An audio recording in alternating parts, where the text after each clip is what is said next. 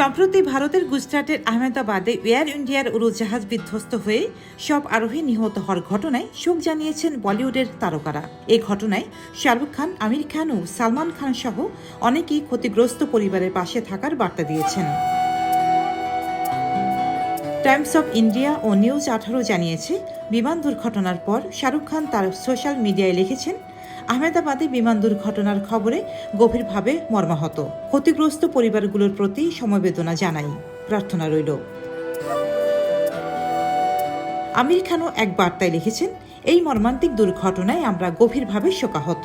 এই কঠিন সময়ে প্রভাবিত পরিবারগুলোর পাশে থাকা উচিত। পুরো ভারত শোকাচ্ছন্ন। সালমান খান এই দুর্ঘটনার পর ইন্ডিয়ান সুপারক্রস রেসিং লিগের উদ্বোধনী অনুষ্ঠান স্থগিতের অনুরোধ জানান। তার অনুরোধে আয়োজকরা অনুষ্ঠান বাতিল করেন। এছাড়া কানাপ্পা নামের একটি দক্ষিণী ছবির ট্রেলার প্রকাশ অনুষ্ঠান স্থগিত করা হয়েছে, যেখানে অক্ষয় কুমার ও বিষ্ণু মাঞ্চুর উপস্থিত থাকার কথা ছিল। দুই তারকাই স্থগিতের পক্ষে মত দেন।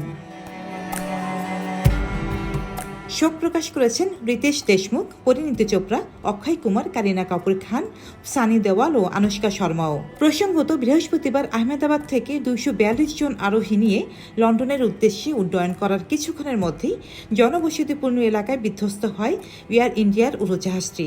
এতে অন্তত 204 জনের মৃত্যু হয়েছে। এখন পর্যন্ত মাত্র একজন আরোহী জীবিত উদ্ধার হয়েছেন।